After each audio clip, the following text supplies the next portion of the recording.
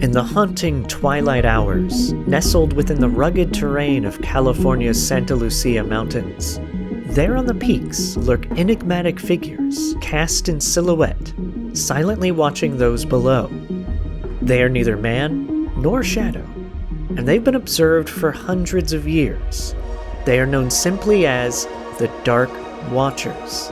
Are they guardians, interdimensional beings, demons, or is nature playing a trick on our senses? Here's a quote from Thomas Steinbeck in his book, In Search of the Dark Watchers. I have discovered that there are several coastal Native American cultures in California that have always kept detailed oral histories, and almost every tribal example maintains some reference to a species of elusive hominids that dwell in the dark recesses of the forests or the mountains. They are called by many names, but in reference to the Big Sur alone, these diminutive beings have always been known as the Dark Watchers. This is a study of strange.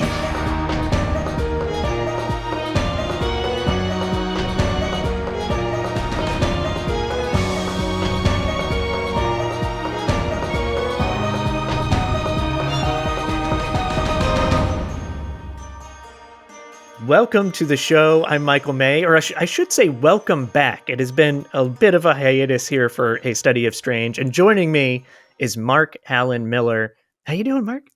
I'm doing great. How are you doing, Michael? You know, I've been better. No, I'm doing good. It's a terrible day. No, thank you for being on. Now, Mark, you're a filmmaker, you're a writer, you're a publisher. What do you want people to know about you and what you do? Do you mind sharing a little bit about yourself? Sure. I was vice president of Clive Barker's company, Seraphim, for about 10 years before I started my own publishing endeavor called Encyclopocalypse, a name no one can spell or pronounce, which is, the first rule of business is sure. Which is partly why I teed you up to explain it, because I didn't want to mispronounce that. Because I wasn't quite sure how to pronounce it. Yep. It is Encyclopocalypse. My wife calls it Enpocacycalypse, which just warms my heart to no end.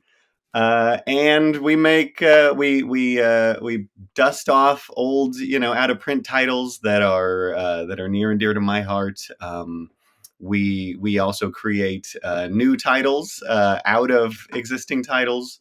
So one of our specialties is publishing novelizations of old horror movies where we can find the rights for those. And where we know rights holders who own films that never had novelizations, we create those. And it's been super duper fun to do all that. Well, again, I thank you for being here. I think this is going to be a good topic for you. I had this one picked out, and it's not like a perfect match, but it's a little dark, it's a little weird, and it involves some folklore and stuff. And I just figured you might enjoy it. So I'm looking forward to share the tale of the Dark Watchers with you. So have you heard about this before I mentioned to you? Only from your mention. Okay. You said we'll be discussing Dark Watchers, and that's all I've ever heard of the Dark Watchers. It does kind of sound like the title of a novel or a film series. So, it's got that very going. Much, yeah, like Dean Koontz's Dark Watchers. Yeah, there you go. Dean, if you write that, or one of your many writers, Dean Koontz, we own 15%. Marketing. That's partly ours. Yes, indeed. So what I'm going to do today is I'm going to share some information about the Dark Watchers, some descriptions of the Dark Watchers, go over some of the history, and we're going to read some personal accounts of people that have come across these beings or phenomena, whatever you want to call it. And then we're going to discuss what they could be. But first, I do have a little bit of business to take care of, which is, as I mentioned right at the top here, I went on a little bit of a hiatus. I can't talk. See, I'm getting the cobwebs, shaking them out. I went on a bit of a hiatus. This is the stretching episode. Yeah, Mark stretching. It's good stuff. No, I had to go on a bit of a hiatus, and it was longer than I expected for a study of strange because I work in entertainment, and there's been some strikes going on. I'm sure people have heard about them, and it's just really kind of played with my schedule in ways that I didn't. Yeah, did you hear about that? Did you hear about that? I think so. One or two things, maybe. Yeah. So I appreciate everybody for tuning in, listening. If you are a subscriber, welcome back. I have plenty more planned for you coming up in the new year. And if you're new, go listen to some old episodes and check us out. And then next year, so I'm going to do this episode next week after this one comes out. I'm going to have a mini episode, and then I am going to go on a short hiatus again because of some work projects. And then I'm going to be back in January forever. Probably not forever, but for a long time, weekly, They won't be able to get rid be of back you. into us because you cannot get rid of A Study of Strange. So everybody, if you're new, please hit that plus, the follow, the subscribe, whatever they call it on whatever app you're listening on. Give us a rate and review. Come on, pay it forward, everyone. After all this entertainment that's been provided for you. And speaking of that, I was going to say this at the end, and I'll say it up top, just so I'm done, and then we can get into the Dark Watchers. I am moving my Patreon stuff for this show. I'm migrating it to Substack. So if you don't know Substack, it's for blogs, articles. So I'm going to actually be doing a lot of writing about topics that are strange and strange histories, as well as providing some exclusive audio content for people. You should be able to find that on the website, astudyofstrange.com. I'll have started migrating that stuff over. So yeah, give that a check. Give that a check. See, cobwebs again, Mark. I'm back into the game. I'll give it a check. We're starting a new catchphrase. That's what it is. Give it a check. All right. So, in short, let me tell you a little bit about the Dark Watchers. The Dark Watchers are figures that are seen, usually around twilight, who gaze at passersby from atop ridges and mountaintops, and in most accounts, they just watch. And some say you don't make eye contact with them because if you ignore them, they'll leave you alone. And the big description of this is also if you approach them, they disappear within the blink of an eye. Now, descriptions are different. They do kind of vary from many accounts and stories you read. But commonly, they're very tall and usually include some sort of like large hat or staff sometimes, which is super fun. And this happens in the Santa Lucia Mountains of Central California. So on the south side of that range is like the San Luis Obispo area up through Monterey County. Have you spent, as a Californian right now, have you spent a lot of time in the Santa Lucia or sort of central California coast area? Not really. I think I've been to Napa and I think I kind of hew toward coastal areas. But I've been to Napa and Solvang. I don't know if that counts. So I think Solvang is like right there, sort of at the beginning of this. I think Napa's too far north for the Santa Lucias. I could be wrong about that. I think I'm getting that right. I just drove through the Sierra Nevadas. Is that along the way? That's more inland. Okay. So the Santa Lucia is along the coast of the middle of California. Sometimes it's like in Monterey, I think it's Monterey or Big Sur. It's kind of like right up on the coast. Okay. And as you go south, it kind of creeps inland some. I don't think it's ever more than 11 miles away from the coast. So it's all pretty coastal. I think Solvang is in them, I think. Interesting. If you go through San Luis Obispo, the Hearst Castle, San Simeon. I love that's Hearst in the Castle. right range. Yeah, me too. It's one of my favorite places. So that area, I've spent a lot of time there myself. And I will say, it's beautiful. There's a lot of amazing places. Like you mentioned Solvang, which is full of wineries. There's farms, there's ranches. It's gorgeous. Able skeevers. These are like pancake balls. Yeah. And, but what's interesting is if I've been up there a lot, and it's interesting is it'll be this gorgeous, beautiful day and you'll be driving down a road and you kind of turn around one mountain ridge or corner or hill, and the weather completely changes and it'll be kind of dark and cold or really hot. And I think that plays into this a bit. We'll talk about it a little bit more, but I think that plays into this phenomena because you're creating these interesting little pockets of weather in climate zones, which can cause fog, and then the fog burns away really quick and things like that. So that'll go into this story. Great cover for the Watchers. Yeah, yes, indeed. You can think of it that way. That is a good way to think of it. Now, descriptions, as I said, they can be varied. Usually they're very tall. There are common characteristics across various accounts, and I'll describe those right now. One is that they're humanoid silhouettes. So you don't see a lot of detail. You don't see facial detail. You don't see detail in clothing, anything like that. They're typically silhouettes. They are sometimes cloaked or draped, so like a cape, a long jacket kind of thing. I've already mentioned the big hats, which are seen from time to time, and staffs. They are, I think, almost always, of all the accounts I've read, stationary and observant. It's like they're just watching you. And the way I think about it is the paintings that look like the eyes follow you. It's kind of like that. Like as you move along, it looks like Hmm. this weird being up above is just observing you and following you. It's a chilling And visualization. indeed. And then the vanishing act, how I talked about, they disappear very quickly. That is also common across almost every account of these things. And finally, twilight sightings. They're not seen during the day or even at night. It's usually twilight, sunrise, sunset, that kind of thing. All right. So thoughts or questions so far? No, just goosebumps. Okay. Ooh, nice. All right. I'm winning. Now, while those are the common cited characteristics, it is important to note that individual accounts do vary, and the legend itself has evolved over time. Before I get into sort of the legends of this, I do want to give some geographical context because I think that helps with these kind of, this is very much a folklore, folk legend sort of story and phenomena. So I think the location really feeds in to the details of this story. And we've already mentioned the Santa Lucia Mountains are the central coast of California. Yeah, Mark just drew it with his hands. It's great. Well, Uh, I'm like in my mind, I'm wondering, yeah, isn't that also sort of the trail of the California missions? it is. Good call with it. Whoa! Yes, Dun dun indeed. dun! Very good call. Yes, so the mountain range has peaks rising over 5,000 feet. It's historically been a place of solace and mystery, and it's been the home to native Esalen, Rumsen, Salinan, and Chumash peoples. I went over pronunciations earlier. I apologize if I didn't get those exactly right.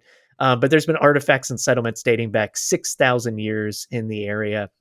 The Chumash particularly have interesting beliefs and legends around the origins of the world. They believe that the universe was divided into three worlds: the world above, belonging to sort of supernatural beings; the middle world, which is, our land, our time down here, the humans; and the first world below, there's monsters, and those monsters can actually travel into the human world after dark. And I just thought that was a really interesting belief system when you're thinking about the Dark Watchers. So the Santa Lucia Range serves as a crucial habitat for California. There's diverse ecosystems, coastal chaparral, oak woodlands, forest.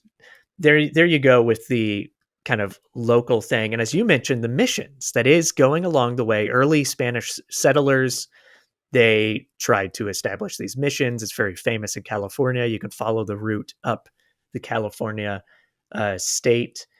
And those early Spanish settlers, so the legend goes, they're actually the ones that gave this the name of the Dark Watchers. There's this very common, whenever you look this up online, you see this thing that the Spanish settlers, they reported seeing these dark figures in the mountains, and they named them Los Vigilantes Oscuros, which literally translate to the Dark Watchers. And I say allegedly this is where we get the name because I cannot find any corroborating evidence or writings from early Spanish settlers to say that they saw these things or You're just created that name. extrapolating. You're extrapolating. I will also say there's a lot of accounts when you read about this online from the Shumash sort of talking about these things as well. I cannot find any of those specifics either, and I do want to put it a call to listeners here that if you know of any of the histories of the Shumash or any of the other local peoples that may have stories about the Dark Watchers or dark figures, please send me an email at studyofstrange@gmail.com because I can't find specifics. And part of me thinks that's part of this legend is it just has spread and then spread greater during the internet age as well. Just kind of like everybody cites themselves when they're like, oh, and the indigenous peoples of the area obviously saw these people too, and they called them this, and it's all kind of made up. I will say most of those histories though are oral, so there is a world where I just can't find them because they were passed down orally from generation to generation as people are telling stories. But Maybe a yes, listener please. will have some information. Please, please, I hope so. Even so, the legend of the Dark Watchers is not recent. It's not an internet creation or rumor, because a lot of people have seen them. I definitely don't debate that. And I think what they are is really what's the debate, because people do see them and they have seen them for a long time. And the first written reference that caught widespread attention dates to 1937 and 1938. The thing you this is also common when you research the Dark Watchers. There's a short story written by John Steinbeck. Steinbeck was from, I think he's from Salinas or around Big Sur, somewhere up there. And he won a Nobel Prize in 1962. He wrote The Grapes of Wrath, Of Mice and Men. If listeners, if you haven't heard his name, I would be shocked. I'm sure everybody read him. He's definitely a voice of a generation of that time in American history. And he wrote about them in this short story. And actually, Mark, I'm going to have you read something now. Ooh. So if you pull up that email, it's number 1. Yes. And what this is a blurb, if you will, from the short story Flight, written, I think it was published in 1938. It may have been written in 1937 by John Steinbeck. So when you're No ready, Mark, could you give way. that a read? Yeah. Absolutely. Pepe looked suspiciously back every minute or so, and his eyes sought the tops of the ridges ahead. Once, on a barren white spur, he saw a black figure for a moment. Whoa. But he looked quickly away, for it was one of the Dark Watchers. No one knew who the Watchers were, nor where they lived, but it was better to ignore them and never to show interest in them. They did not bother one who stayed on the trail and minded his own business. Dun, dun, Interesting. dun. Yeah, very interesting. What's really interesting about Steinbeck is, since he's from the area, his mother was a firm believer in the Dark Watchers. And I believe her name, Olive Hamilton is her name. And she was a teacher in the area, and she would talk about leaving out like food or gifts or nuts or fruit for the Dark Watchers. And she would leave it on her way to school. And when she was coming back, it'd be gone. They would have taken it. And she believed that was a way to kind of keep them on the good side of her. And she passed this down to Steinbeck. And even her grandson, John Steinbeck's son, was a writer as well. He passed away in 2016, I believe. Thomas, I think it's Thomas Steinbeck. Thomas wrote a book with an artist named Benjamin Brode, and it's called In Search of the Dark Watchers. Everybody should check that out. You can buy it online. There's a lot of artwork from Benjamin Brode in there. And Thomas sort of added more details to his grandmother talking about the Dark Watchers and this firm belief that they are a real thing, and common in the area of the Santa Lucia Mountains. There's also another writer from the same time. This, I do believe, is 1937 specifically. Robinson Jeffers wrote in the 1930s. He had a book of poems called Such Counsels You Gave to Me and Other Poems. And he wrote about the Dark Watchers. I'll read that one. So this is from Robinson Jeffers' work. He thought it might be one of the Watchers, who are often seen in this length of coast range, forms that look human to human eyes, but certainly are not human. They come from behind ridges to watch. So, yeah, there you go. Another writer adding to the credibility is not the right word, but he's adding to the lore and some details there. At least, adding to the evidence. There you go. Mounting a case. Yes. Now, Thomas Steinbeck, who I said wrote In Search of the Dark Watchers with artist Benjamin Brode, in fact, I'm going to comment on that in the intro. So you did not hear that, Mark. Listeners would have heard a little bit of Thomas's work. But what's interesting about Thomas is he talks about the Dark Watchers being diminutive. So it does show there is, there's a difference with sightings, because most people see them as being very tall, but he talked about them being diminutive. On top of that, there are so many personal accounts, and that's part of the fun of this story. So I'm going to have us read some. We'll sort of alternate reading some personal accounts, Mark. And I will say that these are dramatized, because I like to get people's permission if I'm sharing a personal story. And a lot of these are pulled online, where it's like, I like Pi 32 wrote this story, and Fat Butts 37 wrote this thing. And so I don't know who they are. So I felt really odd about that. So I just kind of wrote my own versions of a lot of the common traits of these. So if anybody doesn't like these stories, it's my fault. Give me an email, studyofstrange@gmail.com. I would You can love to also hear from blame you. me too. I'll allow it. I think you should. Everybody, it is our See, that's two. Yeah, That's two votes. yeah, absolutely. It's So let's read. unanimous. Let's read some of these. I'll have you start, so it'll be your number whatever's next. I think it's number 2. Number 2. I was hiking in the mid-1990s. Thoroughly possible. I decided to venture deeper into the forest than I normally do when suddenly I got this weird feeling, like I was being watched. The hairs on my neck stood up and I looked around. I didn't see or hear anything unusual until I looked up.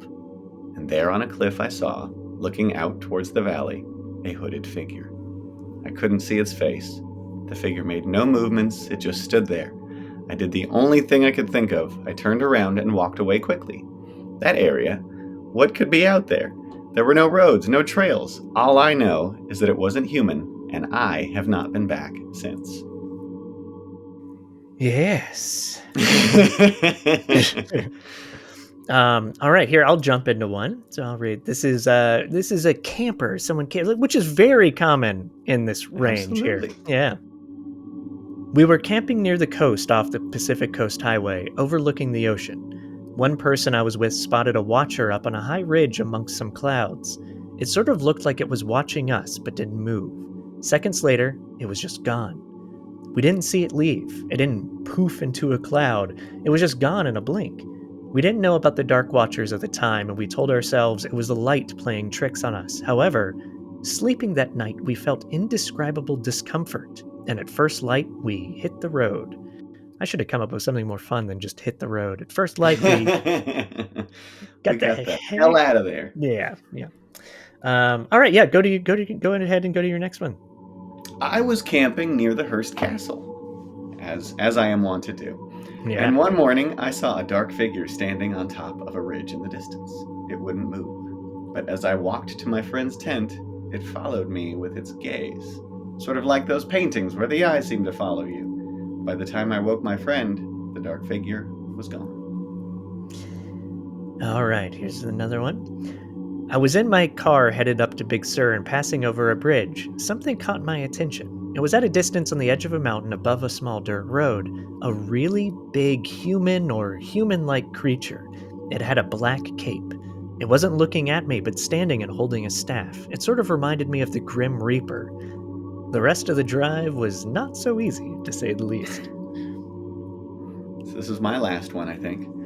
I grew up in a valley near wineries and some ranches. Now it's all $1 million homes. There was property on an old farm where friends and I used to go camping or just hang out at night drinking and partying. One night we arrived there at dusk and my friend noticed some people on a nearby hill, but I didn't ever look up at them. Later that night, we noticed what looked like shadows encircling us. They did not move and they seemed big. We got into the car instead of sleeping outside and locked the doors. We tried to figure out if those shadows were an optical illusion, but we still can't explain them. And lastly, my wife and I were out sightseeing. I looked at the mountains and asked a tour guide about the thin statues on the peaks. The guide said, "You can see them?" I nodded yes, confused. The guide responded, "Those are not statues. Those are the Dark Watchers." Yeah. So in your opinion, what's the kind of the creepiest or most unsettling thing about this legend? I mean, the thing I can't get over is that it shows up in a John Steinbeck book. I still can't. I'm back there still. Nice. Like, how did you even find that quote? It blows my mind. So the quote is actually your research where you're like Dark Watchers. Oh, Steinbeck loved Dark Watchers. No. What? So the thing that's actually, I actually almost didn't include it, but I had to because it's too good of a story. But the thing that I don't like about that quote is it's the first thing that comes up when you type in Dark Watchers. It's like John Steinbeck wrote about it. It is the first thing you come across. That's funny. So it is the easiest research in the world. And the Dark Watchers are talked about on like any weird mystery site that covers the kind of topics that I love, Sure. this is always like one of the main topics. And Any John site where Steinbeck you're going to always find some mentioned, Bigfoot info, they're going to have some yep, Dark Watchers info. they're going to have some Dark Watchers. So it is a common thing. I try to find for a study of strange a little bit more like less typical topics, but every now and then Yeah. you got to do one of the ones. And I do like the Dark Watchers legend a lot because it is here in California where we live. And also I find it particularly creepy because, and this is why I was asking you, what do you find creepy? Is there's something about the kind of the motionless Hmm. observing aspect of it. It's not a ghost that jumps out at you and throws stuff. It's not a Bigfoot that kidnaps a guy. It's literally just these figures that Like, what do seem they to be want? observing. And that to me I find way creepier. And then also my analytical mind tries to figure out what they are, which we will get to at the end because there are some theories about Okay. this phenomena of the Dark Watchers. Before we do Fascinating. that, though, the exact nature and characteristics of these, I'm just going to call it phenomena again of Dark Watchers. Um, they they have very specific characteristics that we've gone over, common characteristics, but there are some other things around the world or some other phenomena that I do think relates to it that I would love to call out and just sort of point out from around the world because you get these universality, these things that connect different cultures around the world. And so some of these are the Old Man in the Mountain, which is a sort of folklore from Switzerland. There's tales of a wise old man or spirit of the mountains who watches other travelers and occasionally offers advice and warnings. So he's very nice. There's also shadow people, which is more that's more Hmm. global general term, but I'm sure everybody listening or yourself has heard tales of strange shadow Yeah, I people. imagine everyone's heard about the shadow people. Mm. There you go. And also even like sleep paralysis, a lot of people that Yeah, yeah. experience that see shadow people. There's something called the green flash, which is more of like a maritime kind of legend or folklore. And it's a phenomena. It's actually a real scientific phenomena, but it's very rare. And there's a lot of myths built around it. But it's a green kind of light that's visible shortly after sunset or just before sunrise. And I think it's right on the horizon. And it's given rise to various myths that it's a sign of like a favorable wind, or some people think it's related to like people dying and passing on, that kind of thing. But it is a scientific phenomena. There's also the Watchers. I wrote this one down. I don't know a ton about it, but this is more of a biblical thing, because there are these beings called the Watchers in biblical texts. And it's been mentioned in books like the Book of Enoch. And these are a group of fallen angels who watch over humanity. So I thought that was an interesting little inclusion there as well. There's also a Nordic folk tale that there's these small humanoid creatures, kind of like gnomes or elves, that are believed to protect homesteads and residents within their given region. And yeah, and I love kind of sharing history because I do think a lot of things are connected, especially with humans and the way our minds work and the way we observe things. So I wanted to share some of those other tales from around the world. Makes me And, think of one that I don't know yeah, if you're aware of this one, but like the big skeletons that are like that you can get at Costco now that are on everyone's lawns for yeah, Halloween. yeah. I have one. That's apparently. Do you have one? Yeah, yeah, No way! I love those yeah, things. yeah. Well, My which ones? neighbor across the street has one, and Yeah. I want to sit under it all the time and just take Oh, ours selfies. isn't that big. Sorry. Yeah, if you're talking about the big ones, ours are Yeah, not that big. those Yeah. 10-foot, 12 Yeah. foot, those things are Yep. monsters. Yep. They have like, 12-foot Jack Skellingtons too, like that Yeah. kind of Yeah. thing. For So sure. so there are those giant skeletons are I recently read are like based on it's called the giant ghost skeleton of the California desert, I think. What? What? I gotta write that down. It's like there's a even a book about it's out of print, and like the reason it interested me is because there's a book about them called, I think, Golden Mirages, that was like Uh-huh. written in the 20s. And it's like a bunch of urban legends or prairie era myths, Yeah. Oh, I love it. which I'm super into. And I was gonna, if I could, track the book down, I would totally publish that. I Yeah. think that would be amazing. But as yet, I have been unable to locate a copy of Golden Mirages. Oh my, I gotta look that up. That's so awesome. I love that stuff. I love it.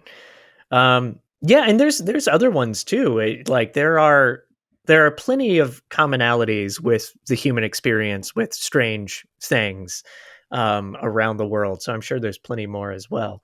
Now, Hmm. I do want to get into some potential theories because I actually, and I'm sure a lot of other people would agree with this. I actually think the Dark Watchers is a real phenomena. I'm not a huge believer, as listeners of my show know, in the paranormal or supernatural.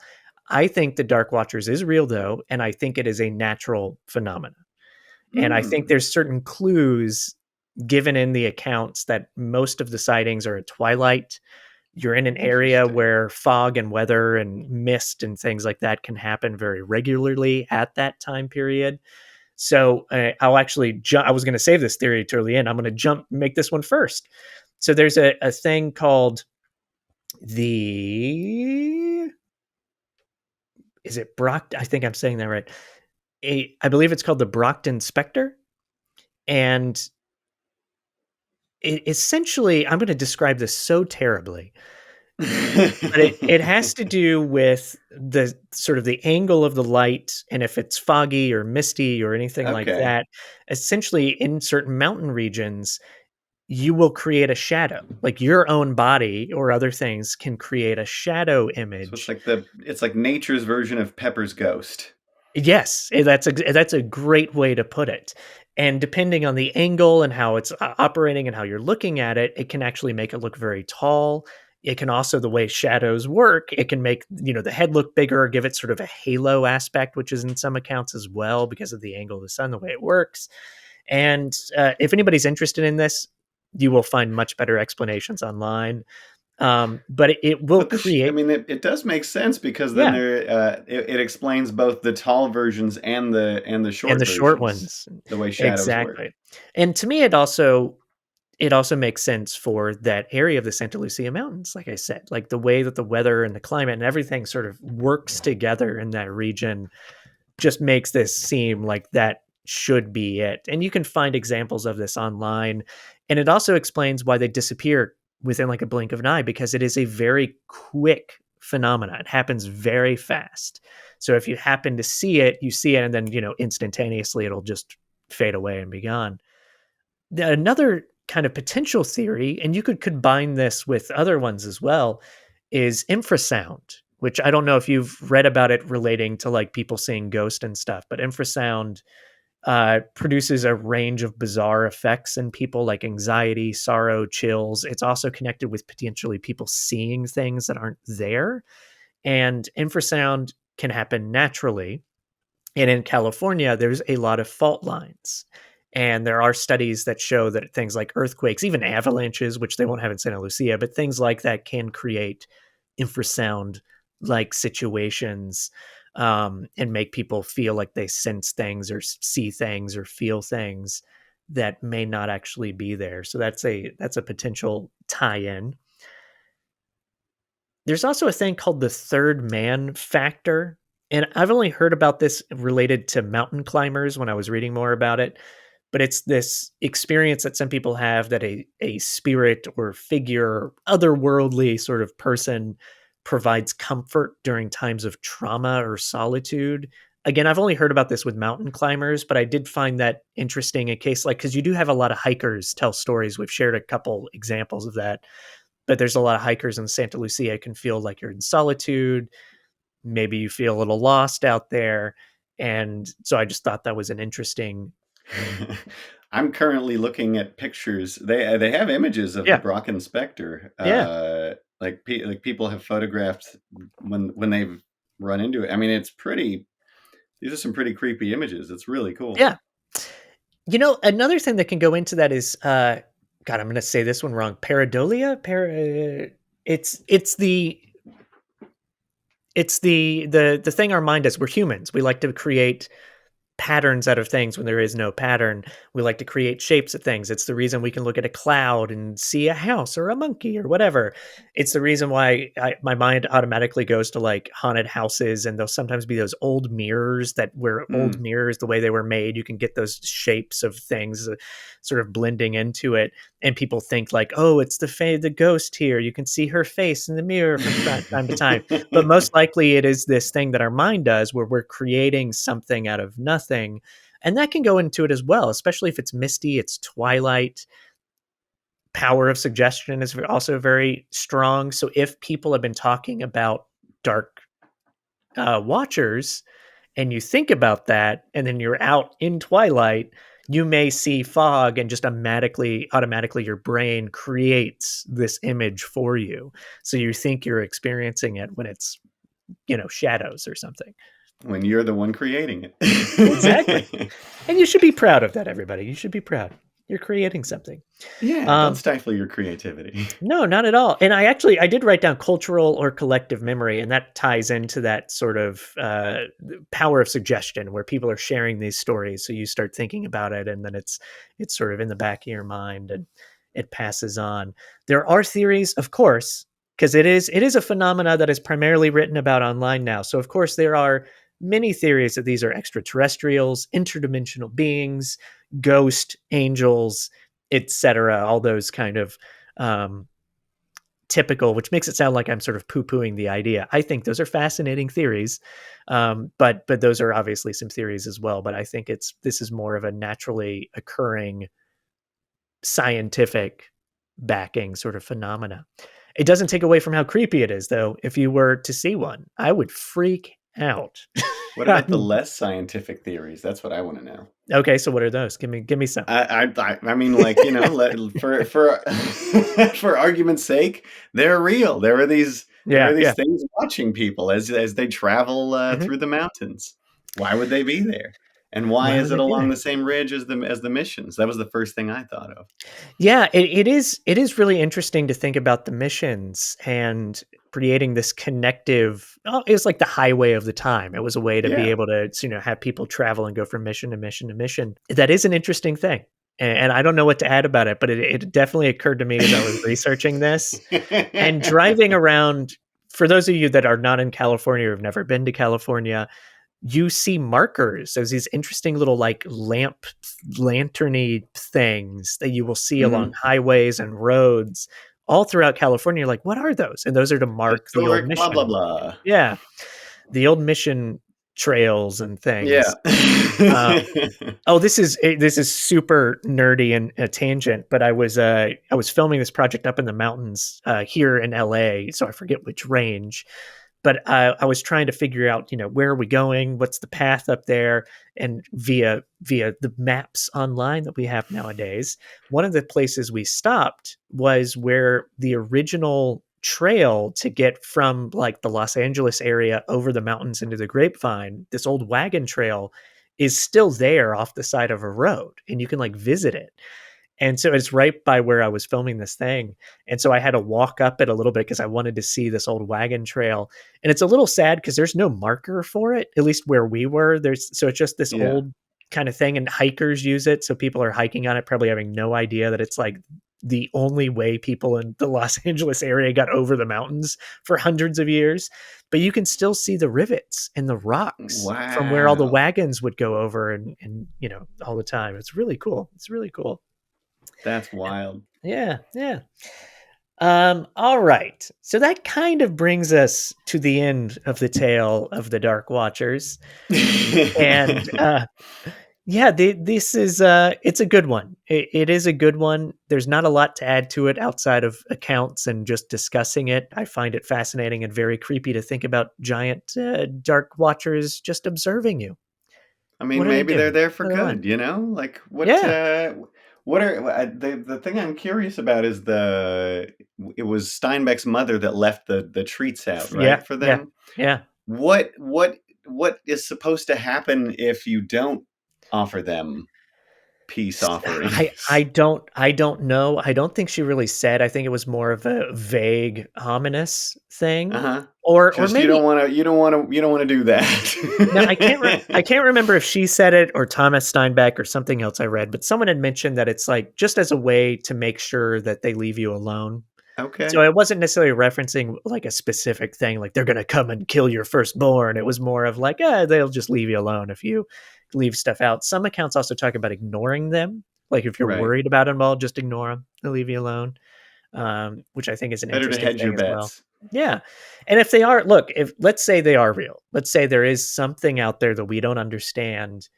If they just want to be left alone, but you got to imagine you're in California, which is millions and millions and millions of people travel through the Santa Lucias every day. If they just want to be left alone, then that's the best way to sort of handle them and just be safe. Just leave them alone. Yeah. Yeah. Best to respect their wishes for sure. Yeah. And there are places like it is a mountain range. So it's not like they don't have a means or an area where they can be left alone. Like there's a lot of places out there people don't go. Yeah. So, yeah, And interesting there's still a stuff. lot of California that's untouched. Indeed, indeed. All right, well, thank you so much, Mark, for joining me, letting me shake out my cobwebs with you. Hopefully, I did all right. And This was great. Then yeah, this episode requires, I think you have. Do you have to play a thematic song every time? If you do, oh I'd yeah, recommend somebody's watching you. What's the is that Fright Night, right? Sometimes yeah, it I think feels so. like Yeah, somebody's somebody's watching watching me. you. Yeah. Yeah, Don't that charge one. us for that. Whoever owns that.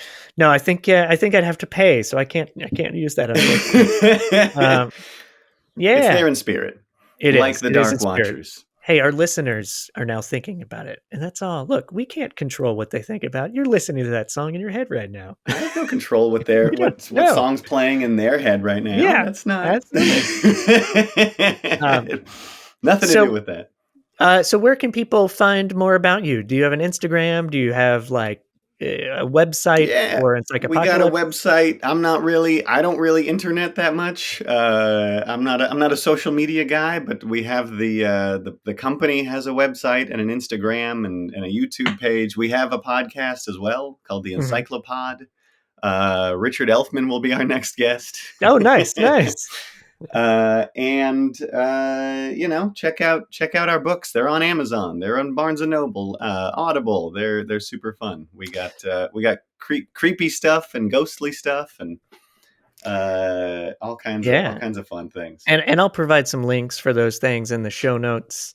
And yeah, just thank you, Mark. It is good to see you. I haven't seen you since before the Since COVID, the before the before times, so long times. ago. Yeah, but it's It's very good to good to see you see you. too. You're Yeah. looking good. We were both new fathers, I think, when Yep. last we dined. Yep. And now our kids are 17, 18 years old, Yep, now going they're off to graduating college. from college and we're half dead. It's perfect. Yep. As it should be. I'm growing out a beard right now, so I keep seeing myself on screen, just like going, "Oh God, this Going, is so who's that weird." man? Oh yeah. Yep. Oh I yeah. never recognize myself. Getting old, getting old. No, thank you again. I'll provide links for all those things in the show notes. And listeners, thank you so much for bearing with me as I took a little break from a study of strange. But I'm excited to be back, and this is something I tremendously love to do. So it's so exciting to bring you an episode again. It was super fun. Thank you for listening to A Study of Strange and the Dark Watchers. Special thanks again to Mark Allen Miller. Check out his links in the show notes. Please support us. The best thing to do is give us a rating and review wherever you listen to a podcast. If you want to provide additional support, as I said at the top of the show as well, I'm migrating Patreon to a Substack where I get to write articles or blogs or stacks. I don't know what they call them on there, but I get to write a lot about mysteries and things that I don't get to talk about on the show on Substack. And it's already been fun to do. I have, I think, 4 or 5 out as of this recording. And you can sign up on Substack to get that content plus additional audio content and unedited episodes. Thank you all again so much, and I look forward to bringing you more strangeness.